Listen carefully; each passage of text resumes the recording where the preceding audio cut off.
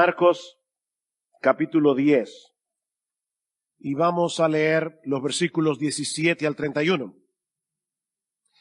Cuando salía para seguir su camino, vino uno corriendo y arrodillándose delante de él le preguntó: Maestro bueno, ¿qué haré para heredar la vida eterna? Jesús le dijo: ¿por qué me llamas bueno? Nadie es bueno, sino solo uno, Dios. Tú sabes los mandamientos: no mates, no cometas adulterio, no hurtes, no des falso testimonio, no defraudes, honra a tu padre y a tu madre. Y él le dijo: Maestro, todo esto lo he guardado desde mi juventud. Jesús, mirándolo, lo amó y le dijo: una cosa te falta, ve y vende cuanto tienes y da a los pobres y tendrás tesoros en el cielo, y ven y sígueme. Pero él, afligido por estas palabras, se fue triste porque era dueño de muchos bienes. Jesús, mirando en derredor, dijo a sus discípulos: qué difícil será para los que tienen riquezas entrar en el reino de Dios. Y los discípulos se asombraron de sus palabras, pero Jesús, respondiendo de nuevo, les dijo: hijos, qué difícil es entrar en el reino de Dios. Es más fácil que un camello pase por el ojo de una aguja que el que un rico entre en el reino de Dios. Ellos se asombraron aún más, diciendo entre sí: ¿y quién podrá salvarse? Mirándolos, Jesús dijo: para los hombres es imposible, pero no para Dios, porque todas las cosas son posibles para Dios. Entonces Pedro comenzó a decirle: he aquí, nosotros lo hemos dejado todo y te hemos seguido. Jesús dijo: en verdad os digo, no hay nadie que haya dejado casa, o hermanos, o hermanas, o padre, o madre, o hijos, o tierras, por causa de mí y por causa del evangelio, que no reciba 100 veces más ahora en este tiempo casas y hermanos y hermanas y madres e hijos y tierras, junto con persecuciones, y en el siglo venidero la vida eterna. Pero muchos primeros serán últimos y los últimos primero. Si hay algo seguro en la vida, es que todos vamos a morir algún día. No sabemos cuándo será, no sabemos en qué circunstancia, pero sí sabemos que la muerte es inevitable. Esto es tan tormentoso que muchas personas prefieren no pensar en eso. Hace unos años atrás salió publicada la noticia de que un grupo de médicos estaba tratando de reducir la tasa de mortalidad. Yo no sé exactamente a qué se referían, porque lo cierto es que la tasa de mortalidad no puede ser reducida. Es de un 100%. Todo el que nace en este mundo morirá. El filósofo y matemático francés Blaise Pascal lo dijo de una manera bastante sombría, pero muy realista. Él decía en uno de sus pensamientos: imaginemos a unos cuantos hombres encadenados y todos ellos condenados a muerte, varios de los cuales son degollados cada día a la vista de los demás, que ven su propia condición en la de sus semejantes y mirándose unos a otros con dolor y sin esperanza aguardan su turno. Esta es la imagen de la condición humana, dice Pascal. Eso no suena muy atractivo, pero es muy realista. Por eso el poeta inglés John Donne dijo aquella famosa frase que luego Hemingway usó en una de sus novelas: no preguntes por quién doblan las campanas doblan por ti. No preguntes por quién doblan las campanas. En los pueblos antes tocaban las campanas cuando había un funeral. Dicen: no preguntes por quién están doblando hoy las campanas doblan por ti. Cada segundo mueren miles de personas y cada una de esas muertes es un aviso de lo que nos espera a cada uno de nosotros, tarde o temprano. Y aunque yo sé que muchos pretenden vivir como si esta vida presente fuera todo lo que hay, Lo cierto es que Dios puso eternidad en nuestro corazón. Dios puso eternidad en nuestro corazón. Es por eso que el hombre es un religioso incurable. El hombre, aún el ateo, el hombre es un religioso incurable. Algo en nuestro interior nos dice que la muerte no es el punto final de nuestra existencia. Hay algo que debemos hacer para prepararnos adecuadamente para enfrentar ese momento cuando llegue. Ahora la pregunta es, ¿cómo podemos estar seguros de que estamos haciendo todo lo que debemos hacer para dar ese viaje del que no hay retorno? ¿Cómo podemos estar seguros de que estamos haciendo todo lo que debemos hacer? Esa fue la inquietud del joven rico. Esa fue la inquietud de este hombre que vino a Jesús y que vamos a estudiar en esta mañana, como les decía, continuando con nuestra serie consecutiva de exposiciones en el Evangelio de Marcos. El Señor había estado por un tiempo en la región llamada Perea, como vimos hace 2 domingos atrás, al otro lado del Jordán, pero ahora se dirige hacia la ciudad de Jerusalén. Eso lo vemos en el versículo 32. Y unos pocos meses más tarde, en la ciudad de Jerusalén, Jesús sería juzgado, Jesús sería condenado a la muerte. Así que nosotros estamos aquí al principio del fin del ministerio de nuestro Señor Jesucristo, cuando de repente llega este joven, que aparentemente está muy turbado por el estado de su alma delante de Dios. Lean una vez más, versículo 17. Cuando salía para seguir su camino, vino uno corriendo y arrodillándose delante de él le preguntó: Maestro bueno, ¿qué haré para heredar la vida eterna? Un joven rico, dice Marcos. Lucas, en el relato paralelo, nos dice que este hombre era muy rico y que era un hombre prominente. De hecho, la palabra que Lucas usa es gobernante. Este hombre era un personaje en el pueblo de Israel. Probablemente era miembro del Sanedrín, una de las instituciones más emblemáticas, más prestigiosas de la nación de Israel en los días de Jesús. Así que este individuo había tenido bastante éxito en la vida. Era joven, era rico, era influyente.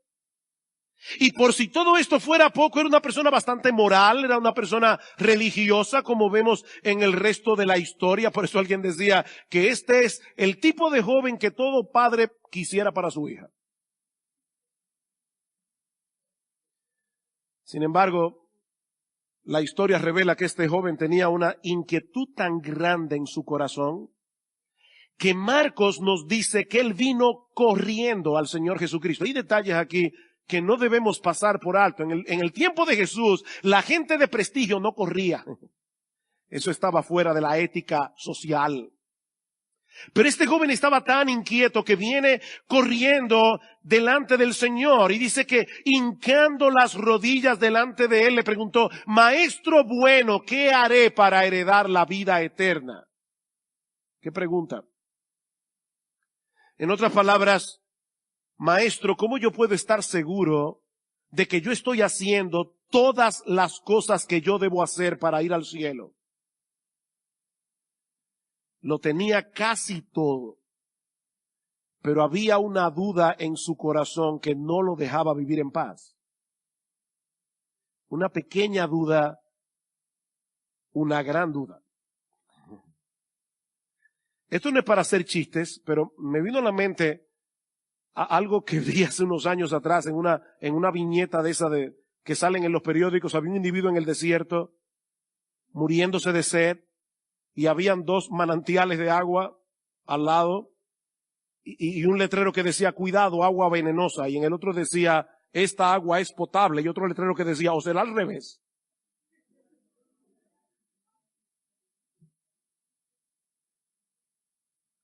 Señor, yo estoy haciendo todo lo que yo creo que debo hacer, pero yo no estoy seguro si no me hace falta algo más. Y yo confío en lo que tú me vas a decir. Dime qué tú crees que me falta para yo tener vida eterna.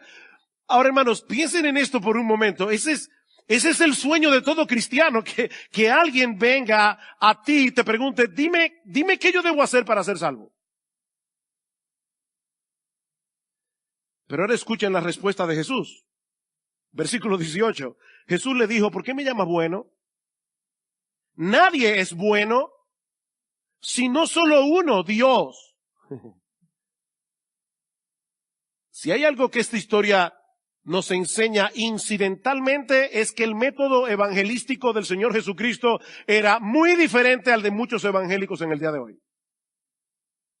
Yo estoy seguro que si este joven hubiera ido delante de algunos evangélicos, muchos evangélicos que yo conozco, dime qué yo debo hacer para heredar la vida eterna, rápidamente le hubieran dicho, ora conmigo la oración del pecador. O pídele a Jesús que entre en tu corazón. Yo no he visto una frase más abstracta que esa. Yo no sé cómo hacer eso. Que le pida a Jesús que entre en mi corazón. De paso, déjenme decirles algo, mis amados hermanos, nunca le digan eso a un inconverso. Esa frase no tiene ningún sentido. Esa frase no aparece en el Nuevo Testamento, los apóstoles nunca la dijeron. La salvación no viene simplemente porque tú invites a Jesús a entrar en tu corazón. De hecho, es tan extraña esta historia porque Cristo pudo haberle dicho, ¿qué te falta? Creer en mí. Señor, ¿qué me hace falta para heredar la vida eterna? Cristo pudo haberle dicho, oh, que creas en mí. Y sería la respuesta correcta, pero el Señor sabía que este joven tenía un concepto tan equivocado acerca de sí mismo que él no estaba preparado para recibir esa respuesta. No todavía. ¿Saben que el concepto que mucha gente tiene de sí misma es que son personas buenas que a veces hacen cosas malas? El concepto bíblico es al revés. Nosotros somos personas malas que por la gracia común de Dios a veces hacemos cosas buenas. Pero ese es el concepto que este hombre tenía. Yo soy una persona buena, solo quiero saber qué más me falta. Si tú le dices a una persona como esta que reciba a Cristo en su corazón, probablemente va a pensar dentro de sí mismo, por supuesto, ¿por qué no? ¿Es eso lo que me falta? ¿Es bueno tener a Cristo? Eso añadiría bondad a mi bondad, ¿verdad? De ahí la extraña respuesta de Jesús en el versículo 18, ¿por qué tú me llamas bueno?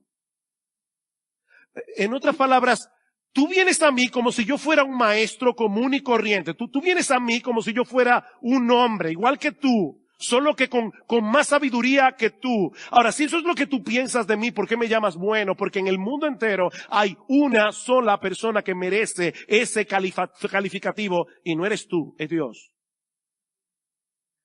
Hay uno solo que es bueno. Jesús no está ni negando ni afirmando que Él sea Dios en este pasaje. Ese no es el foco primario de atención aquí. Él simplemente quiere hacerle ver a este joven lo equivocado que él estaba cuando él creía de sí mismo que él era bueno. Porque lo cierto es que en el mundo entero no hay nadie, absolutamente nadie que sea bueno. Dice Pablo en Romanos capítulo 3, versículo 10, todos se desviaron, a una se hicieron inútiles todos, no hay quien haga lo bueno, no hay ni siquiera uno.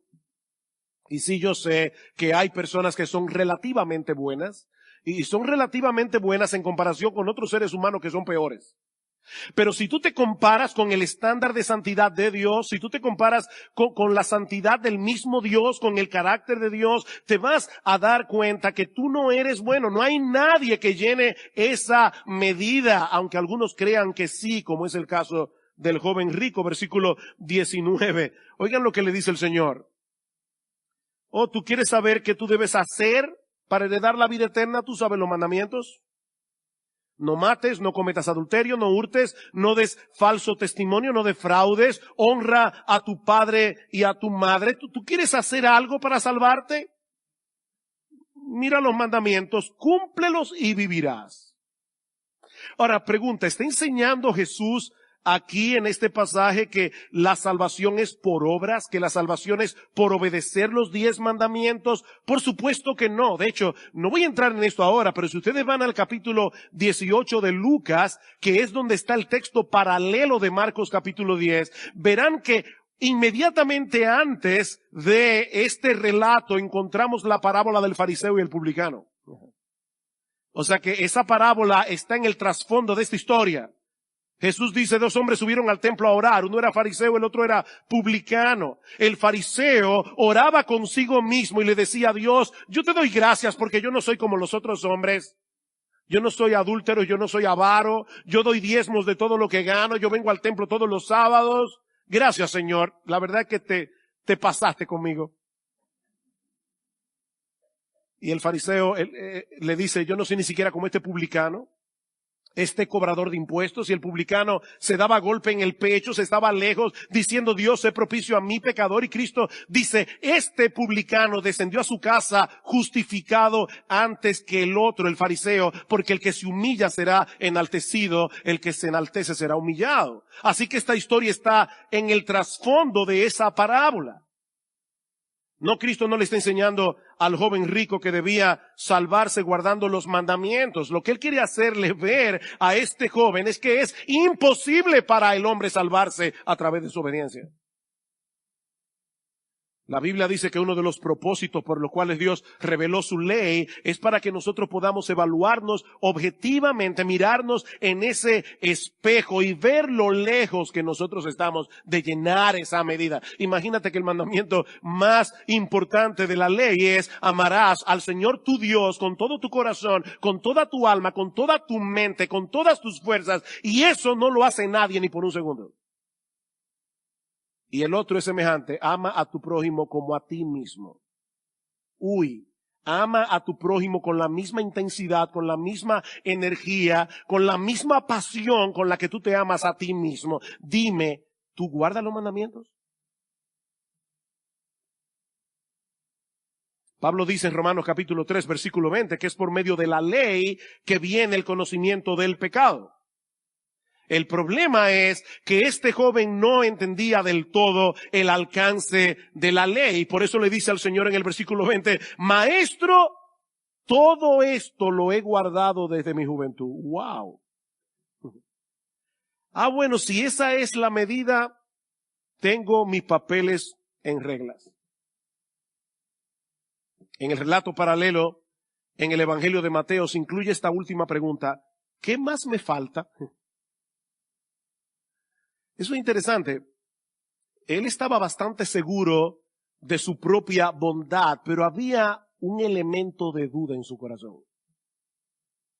¿Qué más me falta?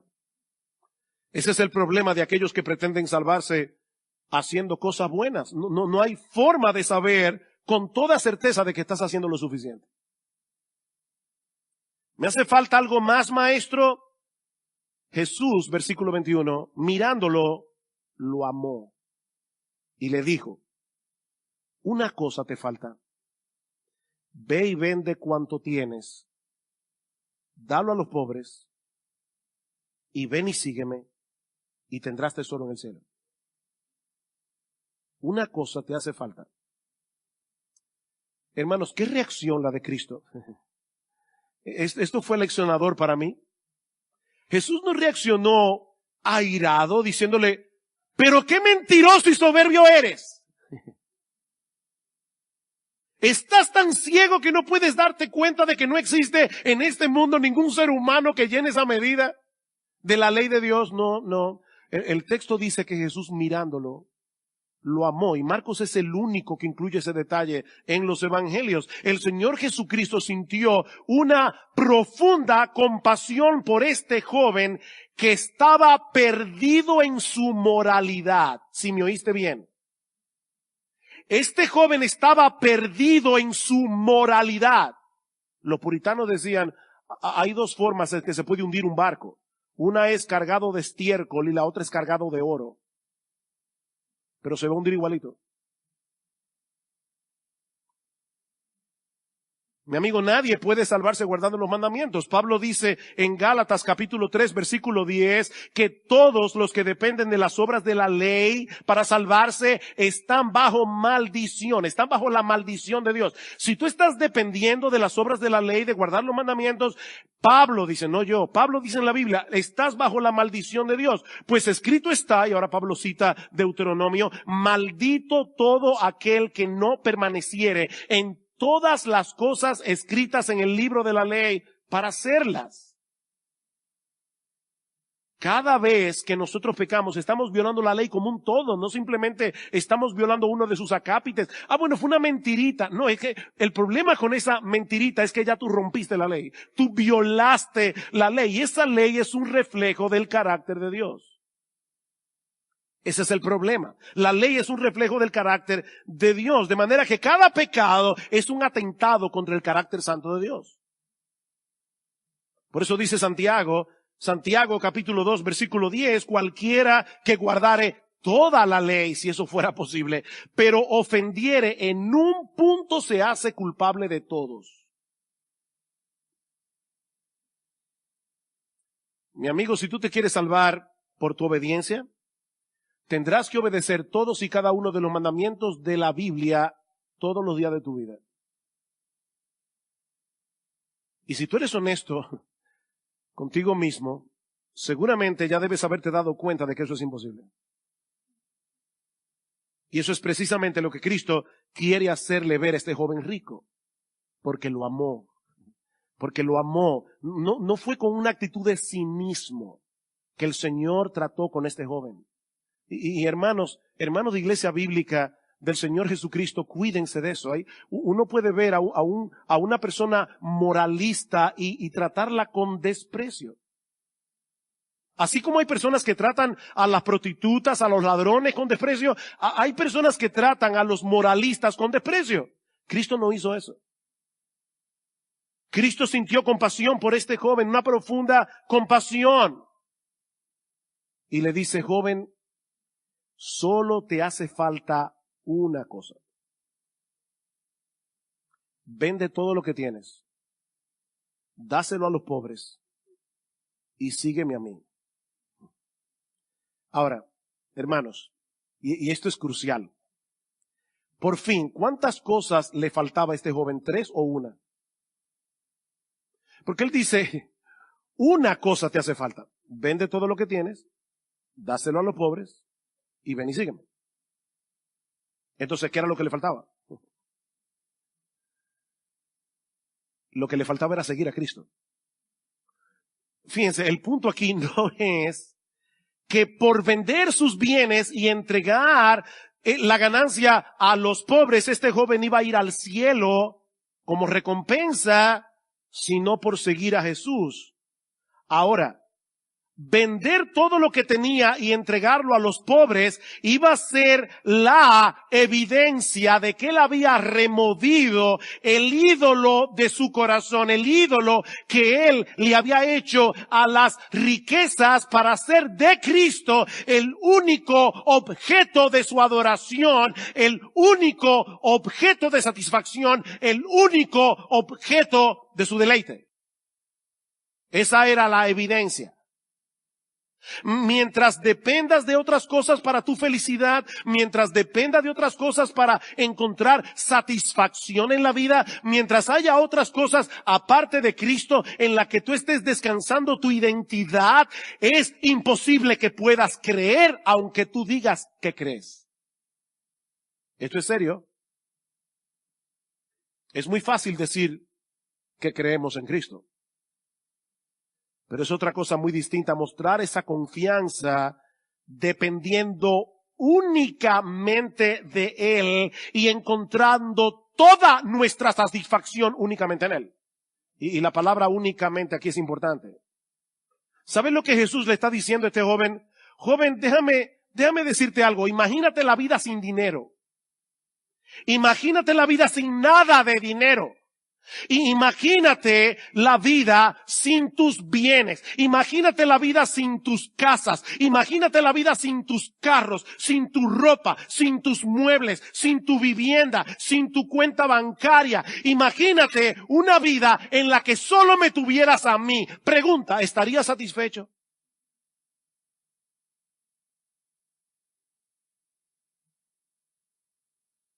¿Saben lo que Jesús está haciendo aquí? Es una cirugía de corazón abierto. Eso es lo que Jesús está haciendo aquí. Es una cirugía de corazón abierto. Cristo está metiendo el bisturí lo más profundo que Él pueda para tocar el nervio central de la idolatría de ese joven. ¿Saben cuántas personas hay en el mundo que creen, pero en realidad no creen? O sea, personas que tienen a Cristo como un adorno más. Es un adorno en el contexto de su vida decente, en el contexto de su vida religiosa, pero Cristo no es su todo. Y déjame decirte algo, mi amigo. Si Cristo no es todo para ti, Él no es nada para ti. Cristo no es un adorno. Es por eso que Jesús dice en Lucas capítulo 14, versículo 33, que el que no renuncia a todo lo que posee no puede ser su discípulo. Punto. El que no renuncia a todo lo que posee no puede ser mi discípulo. Es imposible seguir aferrado a todas esas cosas y al mismo tiempo tratar de aferrarte a Jesús. Eso no se puede. Tienes que soltar todo lo demás antes de que puedas aferrarte a Él de todo corazón. Él no es un adorno religioso. Si no lo es todo, entonces no es nada. Pastor, ¿significa eso que todos los cristianos tienen que ser pobres? No. No. En la Biblia nosotros encontramos varios personajes que eran muy ricos y muy piadosos. Abraham era muy rico, Job era muy rico. Pero a la hora de la prueba ellos demostraron que Dios era su todo. Ustedes recuerdan cuando Dios le dijo a Abraham, Abraham, vete al monte Moría, llévate a tu hijo Isaac, a ese adolescente que habías esperado por más de 25 años y ofrécemelo a mí como un sacrificio. ¿Qué hizo Abraham? Fue al monte, al lugar donde Dios le dijo, e iba a degollar a su hijo. Y por supuesto Dios no se lo permitió. Pero Abraham demostró allí que él no idolatraba a su hijo. Dios era su todo, no su hijo. Lamentablemente este joven no pasó la prueba. En aquel momento crucial de su vida quedó evidenciado claramente quién era realmente su Dios. Versículo 22. Pero él, afligido por estas palabras, se fue triste porque era dueño de muchos bienes. ¿Ven el contraste? El mismo que vino corriendo, hincando las rodillas, el mismo que vino con todo ese entusiasmo, se fue angustiado. Ese es el significado literal de la palabra griega que se usa allí y que nuestra Biblia traduce como afligido. Es exactamente la misma palabra griega que aparece en Mateo capítulo 26, versículo 37, cuando dice que el Señor estaba angustiado en el huerto de Getsemaní. Es la misma palabra. Se fue angustiado. El cáncer del materialismo había hecho metástasis en el corazón de este joven. Él estaba atrapado. Toda su vida dependía de sus riquezas. Mis hermanos, amigos que están aquí, escúchenme bien, porque esto que voy a decir ahora es una distinción crucial. El problema de este joven no radicaba en el hecho de tener muchos bienes. Su problema era que los bienes lo tenían a él. Es diferente. Él estaba atrapado, él estaba esclavizado por sus bienes. Él era un esclavo. Y nadie que no esté dispuesto a renunciar a esa esclavitud puede abrazar a Cristo de todo corazón. Nadie puede abrazar a Cristo de todo corazón mientras no esté dispuesto a soltar esa soga. Ahora, ¿saben cuál es el problema? El problema es que ningún ser humano puede librarse de esa tiranía por sí mismo. Óyeme bien, ningún ser humano puede librarse de esa tiranía en sus propias fuerzas. De ahí las palabras de Jesús a partir del versículo 23. Cuando se va el joven rico, dice Jesús, mirando en derredor, dijo a sus discípulos, qué difícil será para los que tienen riquezas entrar en el reino de Dios. Y los discípulos se asombraron de sus palabras, pero Jesús respondiendo de nuevo les dijo, hijos, qué difícil es entrar en el reino de Dios. Es más fácil que un camello pase por el ojo de una aguja que el que un rico entre en el reino de Dios. Ellos se asombraron aún más diciendo entre sí, ¿y quién podrá salvarse? Mirándolos, Jesús dijo, para los hombres es imposible. Para los hombres es imposible. Esa es la enseñanza de toda esta sección. La salvación es imposible para los hombres, sean ricos o sean pobres. Noten lo que dice en el versículo 27 otra vez. Mirándolos, Jesús dijo, para los hombres. Él no dijo para los ricos, Él no dijo para los pobres, Él dijo para los hombres, sean ricos, sean pobres, para los hombres. La salvación es imposible. Pero los ricos son más vulnerables a sentirse tan satisfechos en sus riquezas que no sean capaces de percibir lo impotente que son. Están tan acostumbrados a que todo lo resuelven por ellos mismos, a que todo lo resuelven con sus propios recursos, a que solo tienen que buscar la chequera, dar un tarjetazo. Están tan acostumbrados a vivir así que ellos no dependen de Dios. Es muy difícil que ellos vean su dependencia. Es muy difícil que vean su miseria. Es muy difícil que vean el estado tan deplorable en que se encuentran. Por eso resulta más fácil pasar un camello por el ojo de una aguja a que un rico entre en el reino de Dios. Pastor, ¿y qué significa eso? Pasar un camello por el ojo de una aguja, exactamente eso mismo. Exactamente eso mismo. Esa era una frase coloquial que se usaba en aquellos días para señalar algo que es imposible. Es como los gringos tienen una frase en inglés que yo no sé si se usa en español, pero ellos dicen cuando a las ranas les salgan pelos. O sea, nunca. La misma posibilidad que hay de que a una rana le salgan pelos, o de que tú entres un camello por el ojo de una aguja, es la posibilidad que hay de que un rico entre al reino de Dios. Es absolutamente imposible que un camello pase por el ojo de una aguja, y así también es imposible para el hombre salvarse en sus propias fuerzas, y mucho menos alguien que se siente tan satisfecho por todo lo que tiene. Es imposible. Las riquezas pueden ser un gran problema. Pueden ser un gran obstáculo. Y pueden impedir a los hombres que vengan a Cristo con humildad, que vengan a Cristo con ese sentido de dependencia del que hablábamos el domingo pasado. ¿Recuerdan cuando estudiamos el texto de los niños que dice, dejad a los niños, venid a mí, porque de los que son como ellos es el reino de los cielos? Dice Cristo en el versículo 15 de Mateo 10, que estudiamos la semana pasada, dice el Señor aquí, en verdad os digo, el que no reciba el reino de Dios como un niño no entrará en él. Con ese mismo sentido de dependencia, con ese mismo sentido de humillación que tienen los niños. Ahora, esto fue chocante para los discípulos, ¿se dieron cuenta? 2 veces dice que ellos se asombraron. Y le preguntan al Señor, entonces, ¿quién podrá salvarse? En el contexto cultural de estos hombres, las riquezas eran una señal inequívoca de la bendición de Dios. Si tú eras rico es porque definitivamente el favor de Dios estaba sobre ti. Esa era la mentalidad de los apóstoles. De ahí el asombro. Si resulta más fácil pasar un camello por el ojo de una aguja que el hecho de que un rico pueda entrar en el reino de Dios, entonces ¿quién podrá salvarse? Y la respuesta de Cristo es contundente: nadie. ¿Oíste bien? ¿Quién podrá salvarse? Nadie. para los hombres es imposible. No podemos cambiarnos a nosotros mismos.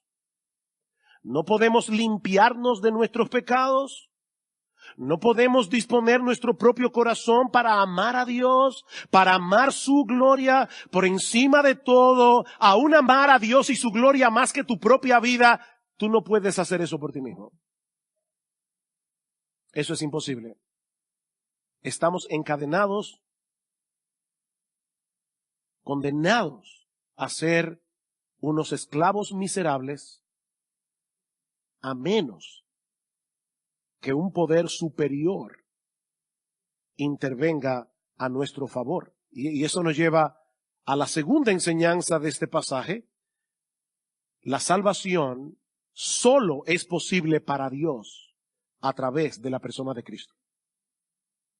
La salvación es imposible para los hombres, la salvación solo es posible para Dios. Vean una vez más el versículo 27. Mirándolos, Jesús dijo, para los hombres es imposible, pero no para Dios, porque todas las cosas son posibles para Dios. Hay esperanza para el hombre porque Dios es todopoderoso.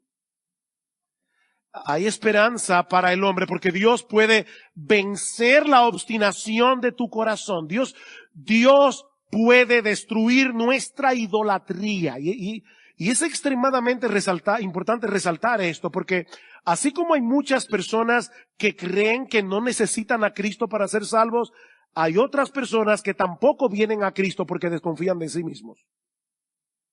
Y yo he visto personas así. Yo no voy a poder vivir la vida cristiana, así que mejor ni lo intento. Yo no voy a poder. Eso es demasiado para mí. ¿Sabes cuál es la respuesta de la Biblia? Claro que no vas a poder. Claro que no vas a poder hacerlo en tus propias fuerzas. La salvación es imposible para los hombres, pero no es imposible para Dios. Mi amigo, tú no puedes por ti mismo romper las cadenas que te mantienen esclavizado al mundo, esclavizado al pecado. Tú no puedes, pero Dios puede. Y aun si tú vienes a Cristo en arrepentimiento y fe y te conviertes en cristiano, no vas a poder vivir la vida cristiana dependiendo de ti mismo. No vas a poder. Pero Dios es todopoderoso. Dios es todopoderoso y Él puede transformar el corazón de los hombres, como de hecho lo hizo con los apóstoles. Noten el versículo 28. Entonces Pedro comenzó a decirle, he aquí, nosotros lo hemos dejado todo y te hemos seguido. Honestamente, yo no sé qué había en la mente de Pedro. Yo no sé si él está diciendo, Señor, yo no entiendo porque tú dices que nadie puede hacer eso, pero eso fue lo que nosotros hicimos. Nosotros lo hemos dejado todo y te hemos seguido. Yo no sé si Pedro, en un arrebato de orgullo, se estaba comparando aquí con el joven rico. Honestamente no lo sé. Y de paso, hermanos, yo no sé de verdad si Pedro aquí se estaba envaneciendo, pero cuidado tú, creyente, con envanecerte. Porque si tú te convertiste al Señor, no fue por tu propia fuerza, no es porque tú eras mejor que aquel amigo tuyo al que también le predicaron el Evangelio y no se ha convertido. La salvación es por gracia y depende de Dios. Ahora, lo cierto es que los apóstoles estuvieron dispuestos a renunciar a muchas cosas para seguir a Cristo. Eso es verdad. Y Cristo les dice, porque en el Evangelio de Mateo se añade, ¿qué pues tendremos? Pedro dice, nosotros le hemos dejado todo, te hemos seguido, ¿qué pues tendremos? Y Jesús le dice en el versículo 29, Jesús dijo, en verdad os digo, no hay nadie que haya dejado casa a su hermano, su hermana, su madre o padre, o hijos o tierras, por causa de mí y por causa del Evangelio, que no reciba 100 veces más ahora en este tiempo casas y hermanos y hermanas y madres e hijos y tierras junto con persecuciones. Qué realista. Y en el siglo venidero, la vida eterna. Este es uno de los textos favoritos de los evangelistas de la prosperidad. Honestamente me da náuseas cada vez que yo oigo a una persona desde el púlpito diciéndole a una persona, ven a Cristo y todos tus problemas se van a solucionar, ven a Cristo y tú vas a ser rico y vas a tener una buena casa y vas a tener un mejor sueldo y vas a tener salud. Es una maravilla tener a Cristo. Eso es un mensaje diabólico, infernal y nauseabundo, porque eso no es verdad. No, yo no creo que eso sea lo que el Señor esté diciendo aquí. Más bien, yo creo que Él está reiterando lo que Él había dicho anteriormente, que es imposible seguirlo a Él sin estar dispuesto a renunciar a todo, incluyendo la familia. ¿Se dieron cuenta? Ninguno, vayan otra vez, no hay nadie que haya dejado casa, hermanos, hermanas, madres o padres o hijos o tierras por causa de mí del Evangelio. Aquí hay individuos que han tomado una decisión, la decisión de dejar todo atrás para seguir a Jesús. No importan las consecuencias. Y de paso, no es que el cristiano se vuelva un pesado con la familia, no es que el cristiano se olvide de la familia. No, lo que Cristo está diciendo, óyeme bien, es muy probable que si tú decides seguirme a mí, tu familia te aborrezca por causa de tu fe. Es muy probable que eso pase. Y de hecho, el mismo Cristo dijo en Mateo capítulo 10, versículo 34, no penséis que he venido para traer paz a la tierra, no he venido para traer paz, sino espada, porque he venido para poner en disensión al hombre contra su padre, a la hija contra su madre, a la nuera contra su suegra, y yo sé que algunos dirán, pero eso ya todo el mundo lo sabe. No, a la nuera contra su suegra por causa de la fe, no porque la suegra se mete. O sea, dice, a la hija contra su madre, a la nuera contra su suegra, y los enemigos del hombre serán los de su propia casa, dice Jesús. El que ama a padre o madre más que a mí no es digno de mí. El que ama a hijo o hija más que a mí no es digno de mí. El que no toma su cruz y sigue en pos de mí no es digno de mí. El que haya su vida la perderá, y el que pierda su vida por causa de mí la hallará. Definitivamente Cristo no se andaba con medias tintas. De nuevo, óyeme bien, le dice Jesús, conmigo es todo o nada. Yo no soy plato de segunda mesa, yo no soy un adorno religioso, conmigo es todo o nada. Si yo no soy todo para ti, yo no soy nada para ti. El que no está dispuesto a pagar este precio por causa de Cristo y por causa del Evangelio, como dice en el versículo 29, no puede ser cristiano. El problema es que todos nosotros somos demasiado débiles para hacer algo así. A menos que vengamos a Cristo en dependencia de Cristo. Tenemos que venir a Cristo en dependencia de Cristo. Para los hombres es imposible, pero hay esperanza para ti a pesar de tu impotencia, porque lo que es imposible para los hombres no es imposible para Dios. La salvación está disponible para toda clase de hombres, porque Dios es todopoderoso. Dios es todopoderoso. Su poder no tiene límites. Todas las cosas son posibles para Él, dice el Señor. Fue Dios el que proveyó el remedio a través de la persona y la obra de Cristo. Cristo murió en una cruz para pagar mi deuda delante del Padre. Es Dios el que abre nuestros ojos para que veamos la terrible condición en que nos encontramos, la necesidad que tenemos de ser salvos. Es Dios el que inclina nuestra voluntad para que abracemos por fe y de todo corazón lo que Cristo ofrece. Pero eres tú el que tienes que venir en dependencia de Él. La salvación es por gracia, dice Pablo en Efesios capítulo 2, por medio de la fe. Esto no de vosotros, dice la Biblia, es un don de Dios, es un regalo de Dios, no es por obras para que nadie se gloríe. Ese es el punto focal del Evangelio, la total impotencia del hombre contrastada con el absoluto poder de Dios. Hay salvación completa y gratuita por medio de la fe en la obra redentora de Cristo. Más adelante, en el capítulo 10, versículo 45, dice el Señor, el Hijo del Hombre vino no para ser servido, sino para servir y para dar su vida en rescate por muchos. Él vino a morir en una cruz para dar su vida para rescatar pecadores.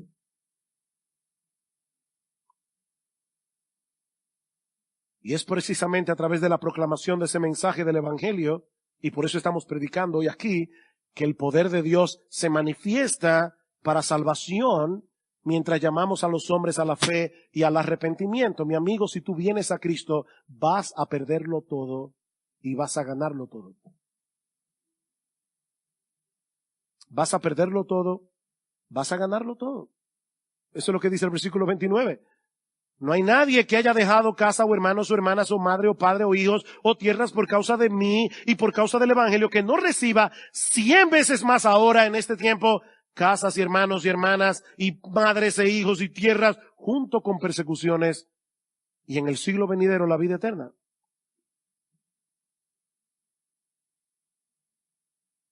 ¿Lo que esto significa es que todos los cristianos serán ricos? No. No, yo creo que esta promesa implica dos cosas. Por un lado, que todos los creyentes vienen a formar parte de una gran familia que va a suplir por mucho lo que tú pierdas de tu familia terrenal. Eso es lo que Cristo está diciendo.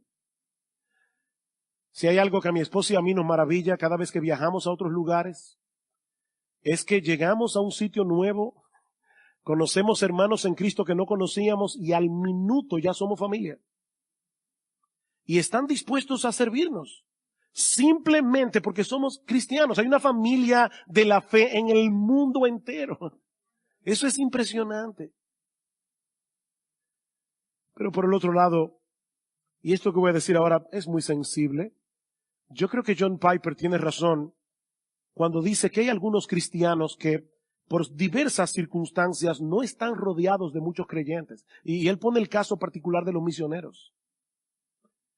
Misioneros que son desarraigados de su país, de su familia, y van lejísimo a predicar el evangelio a lugares extraños.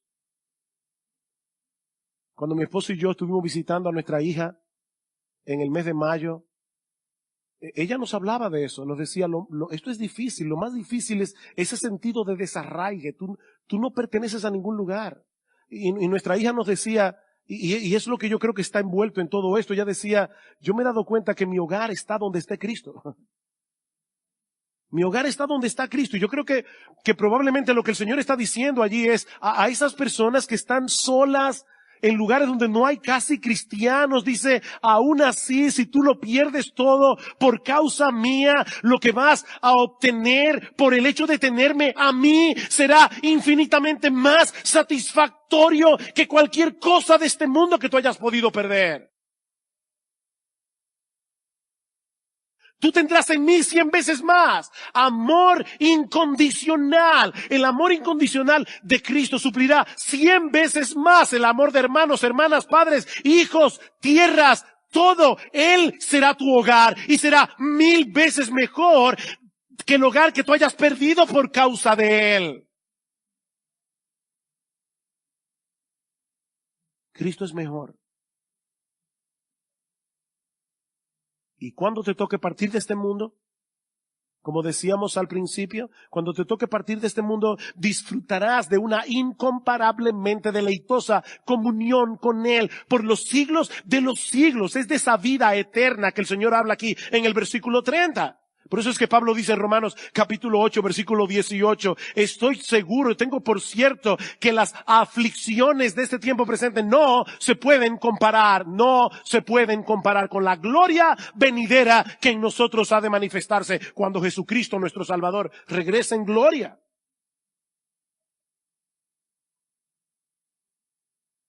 Y nuestro pasaje concluye con esta advertencia, pero muchos primeros serán últimos. Y los últimos primero. Y es una frase oscura en el contexto. Pero yo creo que la idea puede ser la siguiente. La forma de obrar de Dios desafía nuestras ideas preconcebidas. El joven rico de esta historia, al principio parecía estar muy cerca. Un individuo moral, religioso, que admiraba a Jesús. Maestro bueno, yo te admiro. Él parecía estar muy cerca del reino de Dios, pero al final demostró que estaba muy lejos. Según el criterio del mundo, Este individuo había tenido una vida bastante exitosa, increíblemente exitosa. Era joven, era rico, era influyente. Según el criterio de Jesús, este joven era un pobre esclavo que estaba arruinando su vida en medio de su opulencia y en medio de su moralidad.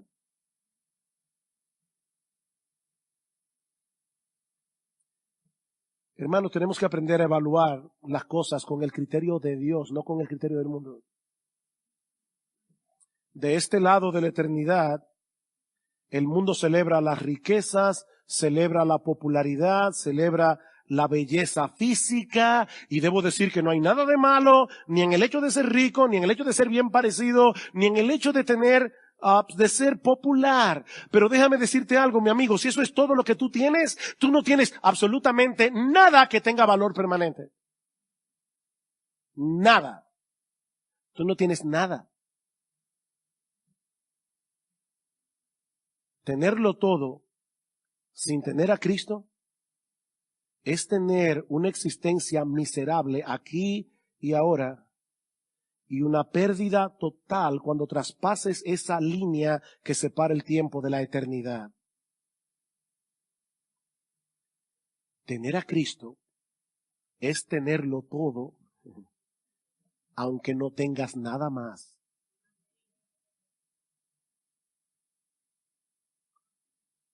Mi amigo, yo no sé si tú eres rico, si tú eres pobre, económicamente hablando, pero si tú quieres heredar la vida eterna, una cosa te hace falta. No son 2, no son 10, es una sola cosa. Reconoce tu impotencia para salvarte. Y ven a Cristo con la disposición de seguirle únicamente a Él como Señor y Salvador. O sea, Señor, yo pierdo mi vida por causa tuya. Aquí hay un papel en blanco.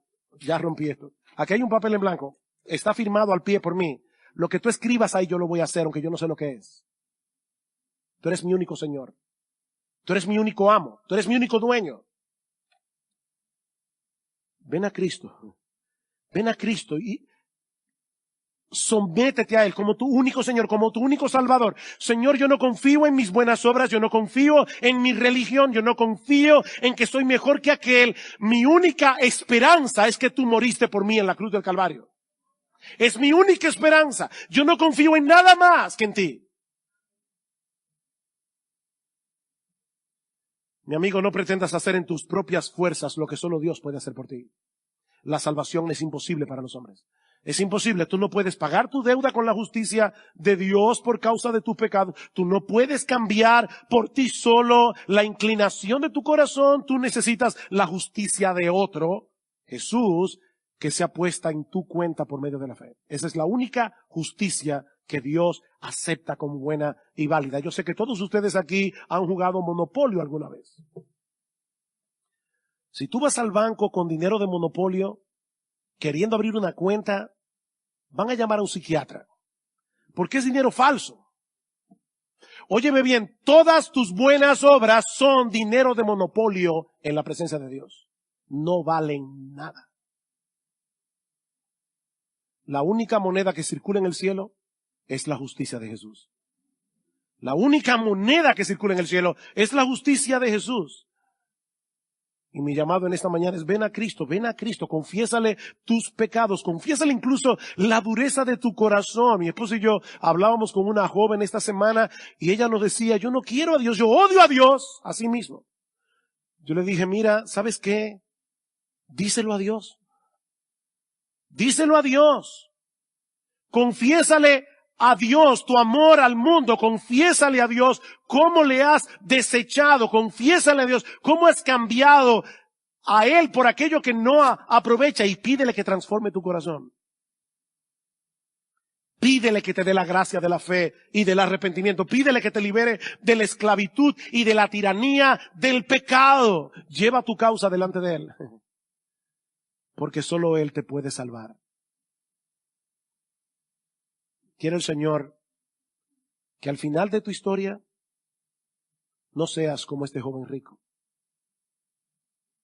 que se presentó delante de Cristo con tanto entusiasmo, y finalmente se alejó de él tan angustiado.